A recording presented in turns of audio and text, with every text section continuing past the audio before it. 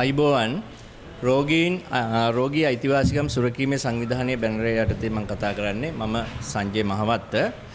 අද මේ මාධ්‍ය හමුව කැඳවන්න අපේ මූලික අරමුණ බවට පත්වන්නේ අපේ හිතවත් වෛද්‍යවරයා එහෙම නැත්නම් රෝගීන් දසදහසක් සුවපත් කළ දකුණු ආසියාවේ විශාලතම රෝහලේ නියෝජ්‍ය අධ්‍යක්ෂකවරයා වෛද්‍ය රුක්ෂාන් බෙල්ලන මහතාගේ වැඩ මේ වන විට තහනම් කරලා තියෙනවා.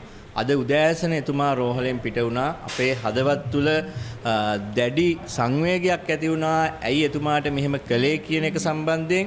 ඊට පස්සේ අපි පහුගිය කාලේ පුරාවටම විමසිල්ලෙන් හිටියා. අපේ මේ සෞඛ්‍ය සටන්වලදී ඒ වගේම බාල ඖෂධ වංචාව, ඒ වගේම නොයෙකුත් වූ අසාත්මිකතා හේතුවෙන් රෝගී මිය යන විට වෛද්‍ය රුක්ෂාන් බෙල්ලන මහතා ජීවකයාණන් වහන්සේ කෙනෙක් විදිහට ඉස්සරහට ඇවිල්ලා ඒ අසරණ අහිංසක රෝගීන් වෙනුවෙන් පෙනී සිටියා. ඒ වගේම අද මේ වාඩි වෙලා ඉන්න සියලුම සිවිල් ක්‍රියාකාරිකයන් සාක්ෂි දරනවා වෛද්‍ය රුක්ෂාන් බෙල්ලන මහතා අපිත් එක්ක ඒ සටන්වලදී ඉදිරි පෙළණීමක් විදිහට කටයුතු කළා. දැන් ඇති වෙලා තියෙන ප්‍රශ්නය මොකද්ද?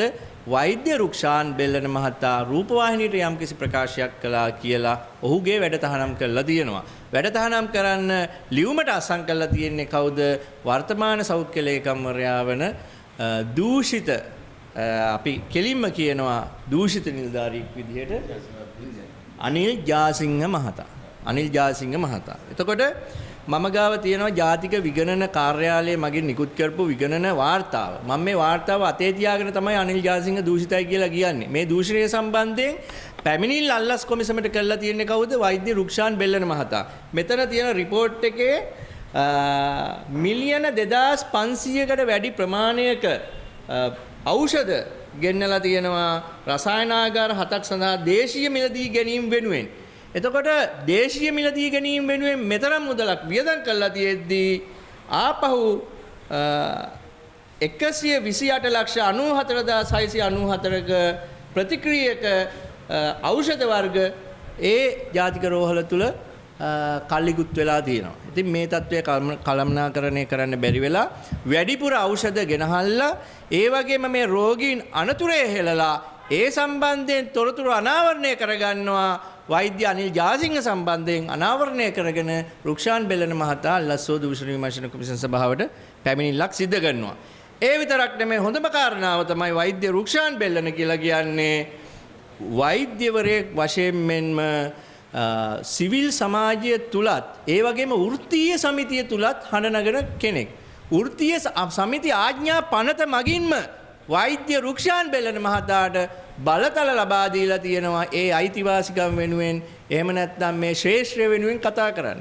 එහෙමනම් මේ සියලු දේවල් දැන් තම පයිසකටවත් ගණන් ගන්න නැතුව මේ අපි අහන්න කැමති මේ අපේ වෛද්‍යතුමාගේ ඒ වැඩ තහනම් කළේ මේ සෞඛ්‍ය ලේකම්ගේ අනුදැනුම මතද? එහෙම නැත්නම් සෞඛ්‍ය ලේකම්ගේ අවශ්‍යතාවය මතද? ඔහුට විරුද්ධව අල්ලස් කොමිසමට පැමිණිලි කරපු නිසාද මොහුගේ මේ වැඩ තහනම් කළේ කියන එක අපි අහන්න කැමතියි. අදේ උදෑසන නඩුවක් තිබ්බා. අපි ඒ නඩුවෙන් නිදහස් වුණා. ඒ නඩුව තමයි හිටපු සෞඛ්‍ය අමාත්‍යවරයාගේ වංචා දූෂණ සම්බන්ධයෙන් පැමිණිලි කළා අපරාධ පරීක්ෂණ දෙපාර්තමේන්තුවෙන් අත්අඩංගුවට ගන්න නැති අවස්ථාවේදී අත්අඩංගුවට ගන්න බලකිරීමක් වශයෙන් සාමකාමී උද්ඝෝෂණයක් පැවැත්වුවා. දැන් අපි අහන්නේ 20යි 24 තියපු ඒ වගේ උද්ඝෝෂණ හරියට මතකයි දවස් ජනවාරි 30 තමයි අපි දිව්වේ. ආපහු 20යි 25 නලින්ද ජයතිස්ස වෙනුවෙන් තියන්න වෙයිද? අපි කරුණාකරලා ඉල්ලා සිටිනවා සියලුම සිවිල් ක්‍රියාකාරිකයන් විදියට ඉදිරියේදී මේ සිවිල් ක්‍රියාකාරිකයන් අදහස් දක්වනවා කරුණාකරලා මේ රෝහල ගොඩනගපු ජීවකයාණන්ට නැවත වතාවක් මේ රෝහලට යන්න ඉඩ ප්‍රස්තාව ලබා දිය යුතුයි. ඒ සඳහා සාධාරණ ක්‍රමවේදයක් අනුගමනය කළ යුතුයි. පරීක්ෂණයක් තියෙනවා නම් පරීක්ෂණයෙන් වරදකාරීත්වය ප්‍රකාශ කළා තමයි එළියට දාන්න ඕනි. පරීක්ෂණයක් අතරතුර තියෙනවා වෛද්‍ය අනිල් ජාසිංහගේ සෞඛ්‍ය ලේකම් තනතුර අත්හිටවලා කරන්නක පරීක්ෂණේ මේ කෝටි ගානක ලාභයක් නේ කරලා තියෙන්නේ. ඉතින් ඒ වගේ තත්වයක් තමයි දැන් තියෙන්නේ. අපි වගකිය යුතු සියලු මංශවලින් ඉල්ලා සිටිනවා මේ ප්‍රශ්නය දුරදිග අත්දන්න ලෑස්ති වෙන්න එපා. එහෙම වුණොත් මේ අපි හැමෝම ඕනිම වෙලාවක පාරට බහින්න ලෑස්ති පිට තමයි අපි සූදානම් වෙලා ඉන්නේ කියන එකත් නැවත වතාවක් අවුරුදු 1කමාරකට පස්සේ මාධ්‍ය හමුවකදී අපි ප්‍රකාශ කරනවා. වැඩබරන අධ්‍යක්ෂකන ඔහු හිටියේ. ඔව්. කියන්නේ වෙන අධ්‍යක්ෂක කෙනෙක් හිටියේ නැති වැඩ බලන්නේ නැති අධ්‍යක්ෂක.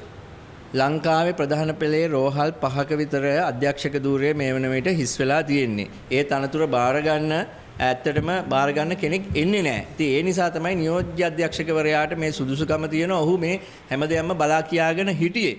ඉතින් දැන් අධ්‍යක්ෂක කෙනෙකුත් නැතිකොට අධ්‍යක්ෂකලා ඉන්නවා එක එක විදිහේ ප්‍රශ්න තියෙන අධ්‍යක්ෂකලා ඇවිල්ලා තියෙනවා. මේ රෝහල් 4-5 පාරක් අපි ඒ සම්බන්ධයෙන් දන්නවා. හැබැයි නියෝජ්‍ය අධ්‍යක්ෂකවරයාගේ ඒ කාර්යභාරයට වඩා ඉහළින් ගියපු කාර්යභාරයක් තමයි වෛද්‍ය රුක්ෂාන් බෙලන් මහතා කළා තියෙන්නේ. ඉතින් ඔහු සමස්ත රෝගීන් වෙනුවෙන් හඬ නගලා තියෙනවා. ඉතින් අපි ඒ නිසා තමයි කියන්නේ මේ වගේ වෛද්‍යවරුන් මේ ශාස්ත්‍රය තුල ඉන්න ඕනි. එහෙමනම් ඒ සඳහා වෙනත් පරිගැනීම් වලට ලක් කරන්න එපා කියන එක තමයි අපි මේ ඉල්ලා සිටින්නේ.